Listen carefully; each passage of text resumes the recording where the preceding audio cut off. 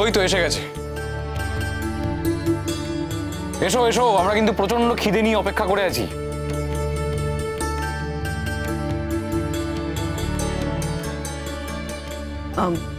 আচ্ছা গুড্ডি, উনি যখন পছন্দ করেন না তখন ওনাকে আর বাবা বলে ডেকো না তুমি, ঠিক আছে? যে যেটা পছন্দ করে না তাকে সেটা বলে ডাকার তো দরকার নেই। আঙ্কেল বলি ডেকো। গুড্ডি, তুমি কিন্তু আমাকে মা বলেই ডেকো, আমি কোনো আপত্তি করব না তুমি আমাকে মা বলে ডাকলে। কি আবার কি কি নাটক শুরু হলো আবার এখানে? আরে না না, ওই মেজকামণিকে বাবা বাবা বলে ডাকছিল। মেজকামণি বলেছে বাবা বলে না ডাকতে, আঙ্কেল বলে ডাকতে। অবশ্য মেজকামণি ঠিকই আছে নিজের লজিক থেকে।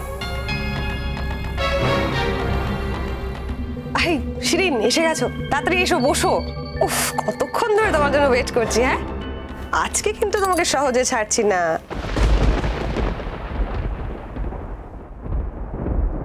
সহজে ছাড়বে না মানে?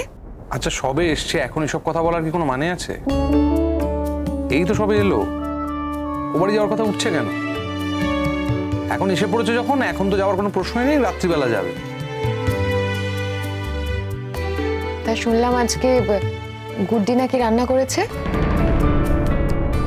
কি রান্না করলি গুড্ডি? ওই তো বাবুজি তোমাদের বাড়িতে যা যা করতো তাই করেছি, মানে চেষ্টা করেছি। কেমন হয়েছে জানি না। দেখে তো খারাপ লাগছে না, রং দেখে তো ভালোই লাগছে। শিরিন, তোমার জন্যই আমরা অপেক্ষা করছিলাম। শুরু করা যাক। এসো আগ, আর কি কি আছে রে? ওই তো ভাত হয়েছে, ডাল হয়েছে, একটা সবজি হয়েছে, ভাজা হয়েছে, শুক্তো হয়েছে, মাছ হয়েছে, মাংস আর পোলাও। আচ্ছা, আমাদের বাড়িতে কি রান্না করার লোকের অভাব পড়েছে? আমি সিরিয়াসলি বুঝতে পারছি না। মানে মলিদির কি শরীর খারাপ, কাজে আসছে না? মাম্মাম, তোমার শরীর ঠিক আছে? না দা, তোমারও শরীর খারাপ? না না, আমি তো রান্নাঘরে গেছিলাম রান্না করতে, কিন্তু কেন রে? না মাম্মাম, কি হয়ে যাও তো, ও আমাদের বাড়ির গেস্ট। মাম্মাম, আমার মনে হয় আমাদের বাড়ির যারা গেস্ট তাদেরকে গেস্ট হিসাবেই তুমি ট্রিট করো। মানে যে কোনো গেস্ট আসবে তুমি তাদেরকে রান্নাঘরে ঢুকিয়ে দেবে, সে রান্না করবে, সেই রান্না আমাদের খেতে হবে। কেন? যে গেস্ট তাকে তুমি গেস্টের মতোই ট্রিট করো, তাকে হঠাৎ করে রান্নাঘরে ঢুকিয়ে দিয়ে নিজের বাড়ির লোক বানিয়ে দিও না। গেস্ট কিন্তু নিজে থেকে রান্নাঘরে রান্নাটা করতে যায়নি বিকলো। আমি যতদূর জানি তাকে ডাকা হয়েছিল। যাতে ভবিষ্যতে ডাকা না হয় আমি তাই জন্য বলে দিলাম। তুমি বা লেখাপড়া বাদ দিয়ে সাত সকালবেলা রান্নাঘরে কেন গিয়েছিলে গুড্ডি? গরমের মধ্যে ঘেমে নে এই রান্নাগুলো করে এখন শুনছো এই কথাগুলো? তোমার লজ্জা করে না? কি করি বলো তো কাম্মা, সকালবেলা বই নিয়ে পড়তে বসেছিলাম বলে সোহাগ দিয়ে এসে বলল, এটা বুঝি তোমার নিজের বাপের বাড়ি, এভাবে বই নিয়ে বসে আছো সকাল সকাল। বললো লোকের বাড়িতে থাকতে গেলে কিছু কাজ করতে হয়। আজকে বড়দের ছুটি, আমরা নিজেরাই রান্না করব, তাই রান্নাঘরে গেলাম। আবার রান্নাঘরে গেছি বলে এখন সবাই মিলে আমাকে কথা শোনাচ্ছে। আমি একটা কথা এক্ষুনি বসে সবার সামনে বলে দিলাম, ফার্দার যেন ও রান্নাঘরে না যায়। কারণ ও রান্নাঘরে গেলে রান্না করবে, সেই রান্না যেন আমার খেতে না হয়। ওদি আমরা একই মত। আর সোহাগ, তুই যখন রান্না করতে চাইছিস তুই অন্য কারোর হেল্প নিবি কেন? দরকার হলে মলি রান্না করবে, আর তুই যখন নিজে রান্না করতে চাইছিস, তোর যদি হেল্পের দরকার লাগে মলের কাছ থেকে হেল্প নে, অন্য কারো হেল্প নিবি কেন? না আসলে আমি ভাবলাম সকালবেলা থেকে উঠে একটা মেয়ে এরকম ভাবে বসে থাকবে, আমরা তো কখনো এসব করিনি, তাই আর কি। আচ্ছা গুড্ডি যদি রান্না করে থাকে তাতে অসুবিধার কি আছে? ও তো ভালোই রান্না করে। আর তুমি এত রাগ করছো কেন অনুজ? সেই পৃথিবীতে আর প্রচুর লোক আছে যারা খুব ভালো রান্না করে, তাহলে কি করবো? তাদের সকলকে ডেকে আমাদের বাড়ি রান্না করাবো? আমি একটা জিনিস বুঝতে পারছি না, রান্নাটা যখন হয়েই গেছে, ও করেই ফেলেছে, তখন তার এই কথাগুলো বলে কোনো লাভ নেই। আর ও তো নিজের সিদ্ধান্তে রান্নাঘরে যায়নি, ওকে ডাকা হয়েছে তাই গেছে। আমি জানতাম এই কথাগুলো এখানে কার গায়ে লাগবে, আমার জানা ছিল।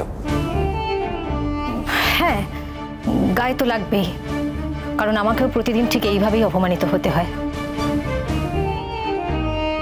তাই আমার সামনে অন্য কাউকে অপমান করা হলে আমার খারাপ লাগে।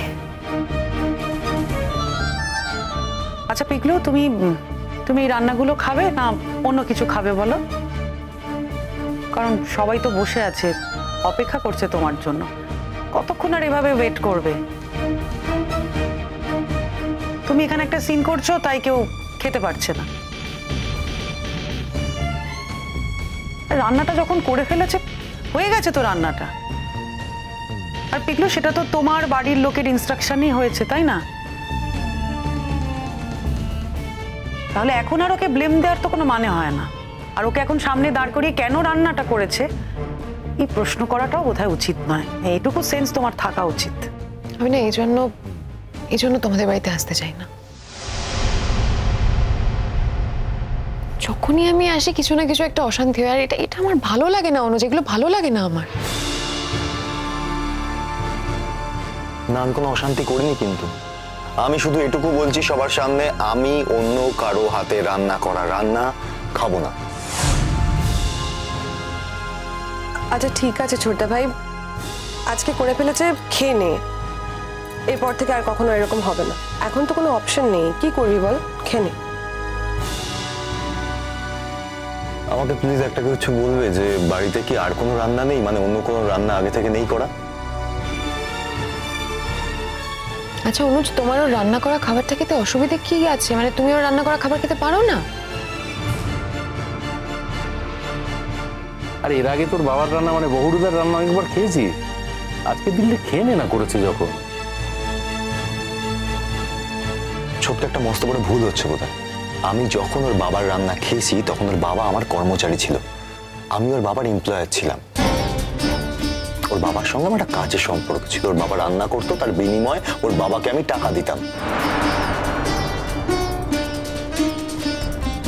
ওর বাবা যদি খারাপ কাজ করতো তাহলে আমি তখন ওকে স্পেয়ার করতাম না। তখন ও কিছুদিন এসে ওর বাবাকে হেল্প করেছে, কিন্তু সেটা আমার লুক আফটার নয়।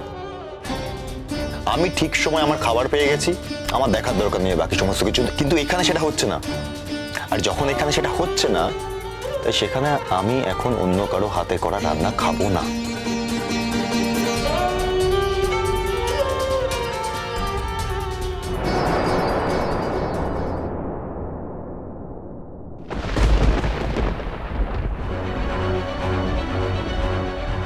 গুড্ডি তুই কি করছিস সেটা?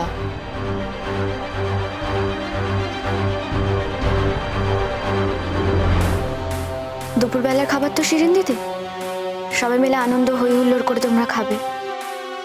সেই খাবারটাই যদি কেউ বৃতৃষ্ণা নিয়ে খায় তাহলে তো খাবারটাই বরবাদ হয়ে যাবে। নিশ্চয়ই আগের ভাত তরকারি আছে, ওনাকে আমার রান্না করা খাবারটা খেতে হবে না। তোমাকে তুলে নিতে কে বলেছে বলো তো? তুমি তো অসম্ভব পাকা মেয়ে।